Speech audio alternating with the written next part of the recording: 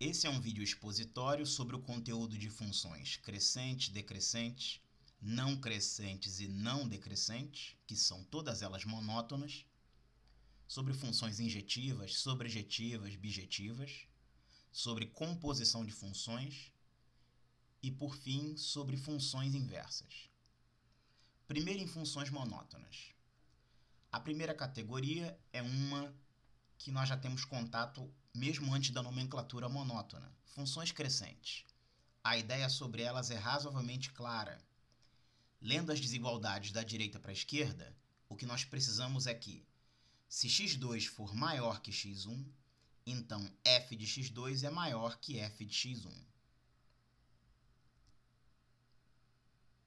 Tem uma atividade aqui explorando a ideia de a função ser crescente em subconjuntos do domínio.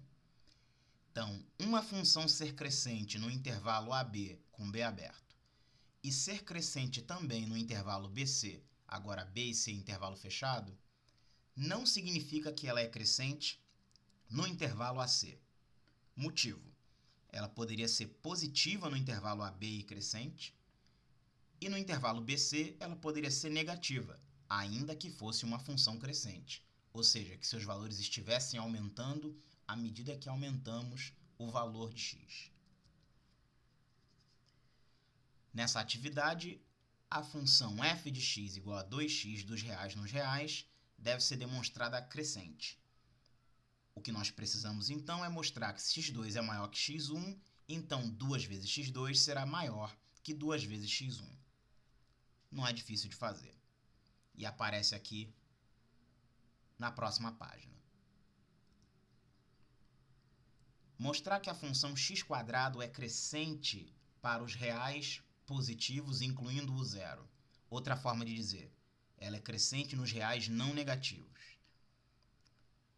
O que é chave aqui é o fato de x ser não negativo, o que permite que você faça a relação x1 menor que x2 implicar que os quadrados têm a mesma desigualdade. Se você tivesse valores negativos, você não poderia afirmar que a desigualdade se mantém. Aqui aparece uma demonstração. É muito importante dar uma olhada nessa demonstração porque ela explora o produto notável, diferença vezes a soma. Muito importante para vocês em vários outros contextos. Outro tipo de função monótona, função decrescente. Mais uma que nós já temos a ideia intuitiva. Aqui vai a formalização. Se x1 é menor que x2, então f de x1 é maior que f de x2. Lendo as desigualdades da direita para a esquerda. Se x2 é maior que x1, então f de x2 é menor que f de x1. O que vocês vão notar na função decrescente é que ela troca a ordem, ela troca a desigualdade que aparece no domínio quando você quer comparar as imagens.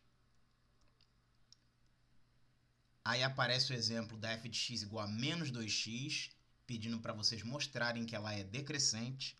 A chave para essa demonstração é o fato de que você vai multiplicar x1 e x2 por menos 2. Ao fazer isso, a desigualdade não se mantém e o resultado é esse. Menos 2x1 maior que menos 2x2. Então, se a função sempre troca o sentido da desigualdade, é uma dica para você saber que ela é uma função decrescente. Agora pediu para mostrar que x² é decrescente para os reais não positivos. Mesma coisa aqui. Você tem x1 menor que x2. Para a próxima etapa, você vai querer multiplicar por x1, multiplicar por x2. Para você obter a dedução correta disso, você vai precisar da propriedade de produtos notáveis. Mas o que realmente vai determinar a troca da desigualdade é que, em algum momento, a multiplicação é feita com um fator negativo. Agora, duas categorias relacionadas, mas que permitem intervalos onde a função é constante. Função monótona não decrescente. O nome não decrescente é para ser relacionado com o crescente. Qual é a diferença? A diferença é que eu tenho x1 menor que x2, mas nas imagens, apesar do sentido da desigualdade ser o mesmo, eu tenho a possibilidade da igualdade entre as imagens. Então, se x1 é menor que x2, temos f de x1 menor ou igual a f de x2. A ilustração é muito boa. Você vê que essa ilustração tem um trecho constante, um trecho em que a função não cresce, entretanto, ela também não decresce. Aí ela se encaixa no nome, ela é não decrescente. E um trecho onde ela cresce. Se ela é crescente, ela claramente não é decrescente. Então, essa ilustração ajuda a visualizar um exemplo de função não decrescente. Está aqui entre x1 e x2 o trecho onde ela é constante. Agora, funções não crescentes. Elas podem ser decrescentes, mas também podem ser constantes. Só varia com o trecho. Então vamos lá. Se x1 é menor que x2, vejam que o sentido da desigualdade mudou. Mas além do sentido ter mudado, eu tenho a possibilidade da igualdade. O que isso abre? Abre a possibilidade de eu ter um trecho onde a função é constante. Na ilustração, temos isso. Até x1, nossa função é claramente decrescente. Depois de x1, ainda temos um pequeno trecho que ela é decrescente, mas entre x1 e x2, temos um bom trecho onde a função fica constante. A função é constante. Em particular, ela não é crescente. Então, ela está encaixada na definição não crescente. Aqui, um trecho onde a função é constante. Aqui algumas observações sobre essas definições e propriedades. Apenas para elucidar na terceira que funções monótonas não decrescentes podem ser chamadas simplesmente de funções não decrescentes. Funções monótonas não crescentes podem ser simplesmente chamadas de funções não crescentes. O entendimento de que a função é monótona pode ficar implícito, desde que você já tenha prática com isso. Na última observação, tem uma outra coisa de nomenclatura. Função estritamente monótona em um conjunto S tem que ser crescente ou tem que ser decrescente. Então, se usar estritamente monótona, a nomenclatura vai ser para os nossos exemplos usuais, as crescentes e as decrescentes. Obviamente, existem funções que não são monótonas. Aqui vocês veem uma ilustração e, acompanhando a ilustração, vocês podem observar que no intervalo menos 1, 0, nossa função é decrescente. No intervalo 0, 1, ela é crescente. No intervalo 1, 2, ela decresce. Se você continuar do 1, 3, ela decresce em todo esse intervalo. No intervalo 3, 4, ela é crescente. Essa função muda o seu crescimento, portanto, ela não se encaixa na definição de função monótona. Aqui aparece mais um exemplo com a ilustração do seu gráfico. Uma atividade perguntando se uma função pode ser monótona não crescente e monótona não decrescente simultaneamente. A dica para isso está nas ilustrações de função não crescente e não decrescente. Lá vocês vão ver qual é o aspecto comum dessas duas definições. Aqui temos mais algumas atividades, muito importante vocês pensarem nelas, inclusive para depois realizar a avaliação continuada. No próximo tópico, funções injetivas, sobrejetivas e bijetivas. Definição de função injetiva, em essência, é: se x1 é diferente de x2, então f de x1 tem que ser diferente de f de x2, tá? Se vocês tomarem dois pontos do domínio que são distintos, as imagens deles pela função também serão distintos. Isso é uma função injetiva. Uma ilustração, aqui é o gráfico de f de x igual a 2x, do que seria uma função injetiva. Está tomando ali no domínio x1 e x2, ilustrando as imagens f de x1 e f de x2, para vocês só visualizarem a diferença entre as imagens. E aqui vem a dica para o que se chama teste gráfico da injetividade. Uma função é injetiva quando você, ao tomar retas paralelas ao eixo x, retas horizontais, toda vez ela só corta o gráfico em um ponto. Então isso é uma espécie, é chamado de critério gráfico para a função injetiva. Ao traçar uma reta horizontal, você intercepta o gráfico em um único ponto. Então aqui, exemplos de demonstração de como uma função é injetiva. Então o exemplo que está sendo utilizado aqui é f de x igual a 2x mais 1. E a verificação da injetividade está sendo feita por uma propriedade que eu não citei, mas que é chamada a contrapositiva da definição. Lembra que a definição é x1 diferente de x2, então f de x1 diferente de f de x2. O que é a contrapositiva? É pegar a conclusão e negar. A negação da conclusão é f de x1 fica igual a f de x2.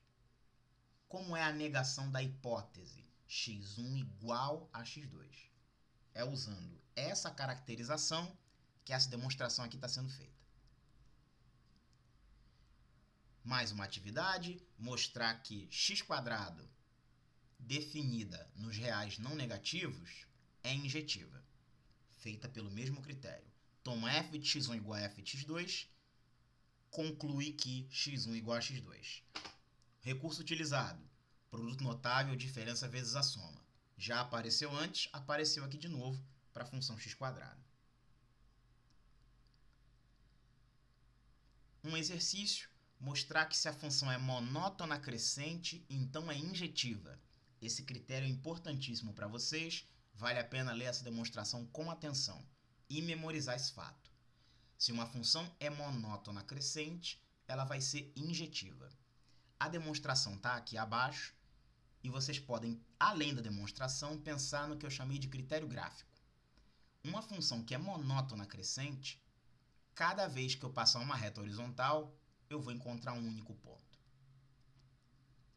Função sobrejetiva é aquela função onde no contradomínio todos os pontos têm um correspondente no domínio. Vocês sabem que aqui no nosso curso as funções são reais, portanto o nosso contradomínio diversas vezes é todo o conjunto dos reais e nem sempre os valores que a função atinge vão cobrir todos os valores reais. Se o contradomínio for o conjunto dos reais e a nossa função não cobrir todos os valores reais, ela não será sobrejetiva. Então está aqui a definição. A função de D em C é sobrejetiva se para todo y em C, repara, o critério começa com todos os pontos do contradomínio, pode-se encontrar pelo menos um elemento x no domínio. E o que acontece para esse elemento? A imagem do x é exatamente o y. Então, repetindo, o critério de sobrejetividade é um critério que começa tomando um ponto no contradomínio. E para esse ponto do contradomínio, que tem que ser qualquer, um ponto geral, você tem que ser capaz de determinar a existência de um ponto no domínio. Então, você toma um y qualquer em C, está aqui, para todo y em C, e verifica que exista um x em D, um x no domínio, e que a relação é válida, f de x é y, que a imagem de x é y. Então aqui, ó, duas colocações importantes. Função f dos reais nos reais, onde a imagem de x é dada por f de x igual a 1. O aviso está aqui do lado. Não é sobrejetiva. Como você pode visualizar isso? O contradomínio é todo o conjunto dos reais. A sua função cobre todos os valores reais? Essa f claramente não cobre, porque o único valor que ela atinge, na verdade, é 1 para qualquer x. Logo abaixo, a gente define uma outra função. Domínio é reais, mas o contradomínio é o conjunto unitário contendo somente o número 1. Então agora a pergunta é: nossa função g atinge todos os valores do contradomínio? De fato, nosso contradomínio tem um único valor, que é o 1. E a nossa g de x atinge esse valor. Portanto, a g é sobrejetiva. Aqui, um exemplo, f de x igual a 2x mais 1, que aqui mostra que é sobrejetiva. A demonstração feita aqui é do tipo explícita, ou seja, você usa a fórmula da função para escrever o x em função de y. Isso nem sempre é possível, mas em algumas expressões mais simples, a gente consegue fazer o que a gente chama de inversão algébrica, simplesmente fazer contas e manipulações e conseguir isolar o x em função do y. Isso nem sempre é possível. Mas em expressões bem simples, por exemplo, expressões como 2x mais 1, que são as funções afins ou função polinomial do grau 1, isso é sempre possível. Em muitas outras categorias, a gente não vai conseguir isso. Função bijetiva. E uma função de domínio D e contradomínio C é bijetiva se ela for injetiva e sobrejetiva também. Então, ela é bijetiva se, para pontos diferentes do domínio, as imagens são diferentes, que essa é injetiva. E, além disso, para todo ponto do contradomínio, ela tiver um correspondente no domínio. Isso é ser sobrejetiva. Nosso exemplo mais básico de função bijetiva são exatamente as funções afins ou polinomiais do grau 1. Já apareceu aqui pela terceira vez, 2x mais 1 como exemplo. A reta em azul é uma ilustração, uma visualização do que seria o gráfico dessa função, um trecho dele. E aí, graficamente, qual é o critério que nós podemos usar para visualizar a bijeção? Primeiro, injetividade. Retas paralelas ao eixo x, retas horizontais, cortam o gráfico em um único ponto. Então, peço que vocês pensem nisso, até desenhem num papel depois e façam de fato, para se acostumar com essa ideia. Então, espero que fique claro que retas horizontais só cortam esse gráfico cada uma em um ponto. E o critério da sobrejetividade? Você vai olhar o contradomínio da função, nesse caso, conjunto de todos os reais. O contradomínio é representado na variável y, o eixo vertical. E para verificar se a função é sobrejetiva, você vai se perguntar se para todo valor de y, você consegue um valor de x. Como a nossa reta é crescente o tempo todo, é razoável dizer que para qualquer y que eu tomar, eu vou achar algum valor na reta e aí eu vou achar o x correspondente. Seja para cima, nesse caso para os positivos, ou seja para baixo. Os valores que estão sobre o eixo y são os valores do contradomínio. E se nós quisermos que a função seja sobrejetiva, nós devemos garantir que todos os valores do contradomínio são atingidos. Portanto, vamos olhar para baixo também e aqui verificar se toda vez que eu tomo um y, eu encontro no gráfico alguém que me dá um correspondente no x. Espero que vocês façam isso com calma e percebam que isso é bastante razoável. Funções afins ou funções polinomiais do grau 1 são exemplos de funções que são injetivas e sobrejetivas. Conclusão, são bijetivas. Agora, uma função bijetiva, onde é importante prestar atenção no domínio e no contradomínio. A nossa função está definida dos reais não negativos, ou seja, os positivos mais o zero, e o contradomínio também é reais não negativos.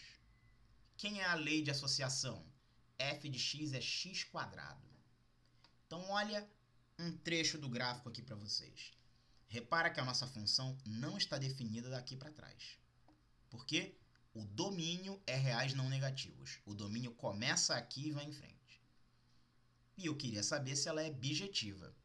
Então, critério gráfico da injetividade. Reta paralela ao x, cada uma só corta o gráfico em um ponto. Válido. Critério de sobrejetividade. Eu olho o meu contradomínio, que corresponde no gráfico ao eixo y, observo qual é o conjunto, meu contradomínio é reais não negativos, então é a parte superior, e eu me pergunto, para todos os pontos do contradomínio, eu consigo um ponto no gráfico e o x correspondente? De fato consigo. Essa é uma maneira de visualizar um motivo de x² definida num domínio de reais não negativos e com contradomínio de reais não negativos como uma função objetiva. Em seguida tem as operações com funções que são ordinárias num certo sentido, tá? A soma é a soma das expressões, a diferença, o produto, a divisão. E a coisa importante de destacar aqui, fora essa parte algébrica que eu acredito que vocês consigam desenvolver, é a questão do domínio. Muito importante aqui é sinalizar que quando você faz a operação entre duas funções, uma operação algébrica, você só pode tomar pontos onde as duas funções estejam definidas. Se eu quero que as duas funções estejam definidas num ponto, eu preciso que o ponto esteja no domínio das duas. Matematicamente, a gente obtém pontos que estão ao mesmo tempo no domínio das duas, fazendo interseção. Então tá aqui. O domínio de f mais g, interseção dos domínios, de f menos f vezes também. Por último, domínio de f por g. Quase a mesma coisa. São os pontos do domínio, mas eu tenho que fazer uma restrição extra. Em f sobre g, a g vai aparecer no denominador. Se g vai aparecer no denominador, eu ainda tenho que me preocupar com uma outra coisa. Eu tenho que garantir que, além do ponto estar no domínio, eu vou precisar que o denominador não seja zero. O denominador da minha expressão é gx. Composição de funções. Pessoal, esse assunto é tão importante que, na próxima semana, vamos falar mais extensamente sobre ele. Vocês em cálculo têm que aprender a derivada da função composta, chamada de regra da cadeia. E o básico de você aprender a regra da cadeia é aprender a identificar composições. Então eu vou falar hoje sobre a definição, mas semana que vem nós vamos voltar nesse assunto. E na nossa próxima avaliação eu vou incluir mais exercícios sobre esse conceito. Então a composição de funções, formalmente eu tenho uma f com domínio df contra domínio cf, eu tenho uma g com domínio dg e contra domínio cg, e aí eu gostaria de fazer a seguinte operação. F bola G, ou FOG, é primeiro aplica G e depois aplica F. Os portugueses têm uma maneira bem interessante de falar isso. Eles dizem F após G, o que fica bem claro a ordem de aplicação. Então, F composta com G pode ser entendida como F após G. F aplicada depois da G. Está aqui embaixo. F após G de x é F de G de x. Embaixo tem uma espécie de ilustração sobre o processo de função como uma máquina de processar. Entra x, a máquina G processa, sai G de x. Aí G de x entra na próxima máquina, que é a máquina F, ela processa e sai F de G de x. Então aqui, pequenos exemplos de composição. F de x² mais 3, G de x é raiz quadrada de x. Então quem é F após G de x? Então primeiro eu aplico G, então F de G de x, primeiro apliquei a G, fiquei com raiz de x. Depois apliquei a F. que pega esse conteúdo, calcula o seu quadrado e soma 3. Então, vamos interpretar isso aqui. F de x é igual a x² mais 3. Se fosse f de u, teríamos u² mais 3. Se fosse f de quadradinho, teríamos quadradinho ao quadrado mais 3. Então, quem é f da raiz quadrada de x? É a raiz quadrada de x elevado ao quadrado mais 3. Portanto, x mais 3. Em seguida, pergunta o domínio, e o domínio da composta tem que ser o domínio da primeira função aplicada. Nesse caso, a função que é aplicada primeiro é a g. Aqui a composição no sentido contrário, sem a resolução, mas eu peço que vocês leiam e façam. G composta com f de x significa o quê? G após f. Então, primeiro eu aplico f, depois aplico a g. O resultado fica a raiz quadrada de x² mais 3. Notem que não é igual a f bola g. E aqui vai a observação. Em geral, f após g não é a mesma coisa que g após f. Aqui uma composição que eu espero que a identificação seja muito clara. Tangente de x à quinta. A função que eu apliquei primeiro claramente é x à quinta. E a função que eu apliquei depois é a tangente. Então está aqui f após g. G foi a primeira, é x quinta. F foi aplicada após, é tangente de x. Mais uma composição. E aí, funções invertíveis. O vernáculo aceita inversíveis também. Eu apenas prefiro invertíveis. Uma função é invertível se existir uma g que eu possa fazer a composição nos dois sentidos, as composições sejam as duas iguais a x. Então, é um critério mais restritivo. Nós acabamos de ver que a composta de duas funções não tem que dar igual ao trocar a ordem. Uma função vai ser invertível quando existir uma função que eu posso compor numa ordem com ela, tá aqui, g após f. Posso fazer na ordem contrária, f após g. E as duas composições têm o mesmo resultado, que ainda por cima tem que ser x. Repara que para isso tudo ser possível, nossas funções f começa com domínio D contra domínio C, e a g tem que ter domínio C e contra domínio D. Nesse caso, dizemos que g é a inversa de f. Escrevemos g igual a f na menos 1. Esse menos 1 aqui não é para ser entendido algebricamente, é só para significar função inversa. Uma visualização do diagrama de máquina de processar. X entra na máquina F, que o processa, e a saída é f de x. Agora, f de x vai entrar numa outra máquina, a máquina f-1. A máquina f-1, quando processar f de x, vai nos dar x de volta. Então, repara que a f tomou x e processou. A f-1 tomou f de x e desfez o processo.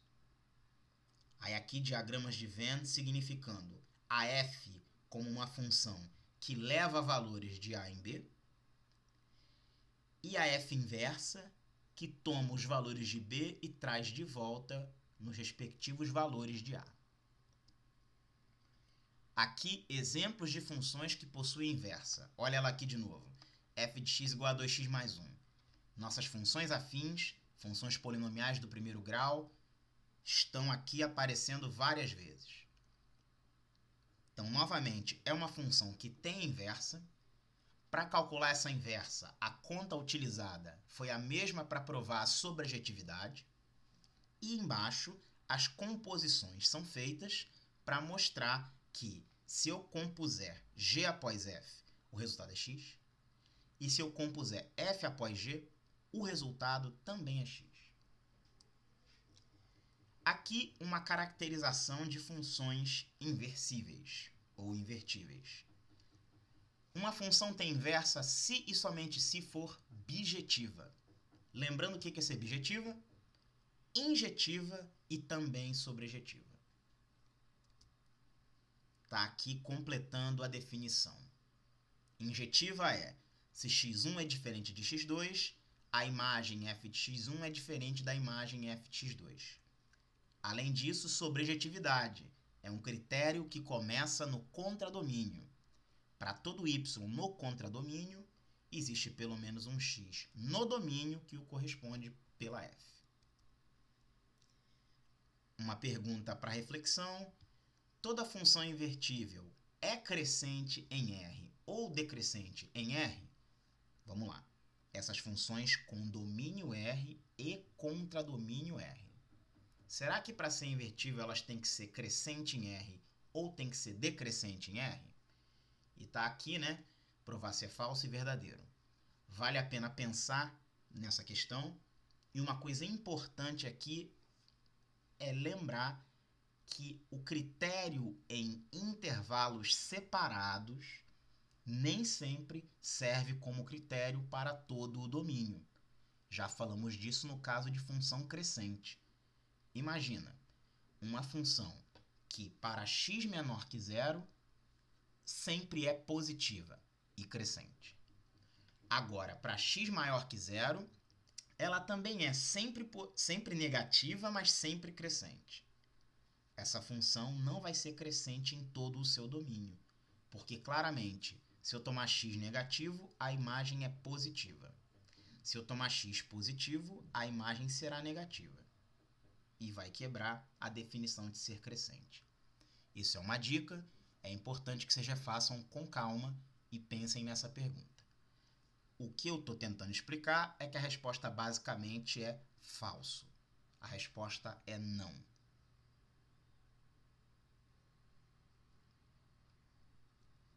Pessoal, então essa é a parte expositória da unidade 3 e a gente vai discutir isso agora durante a semana e também no meeting.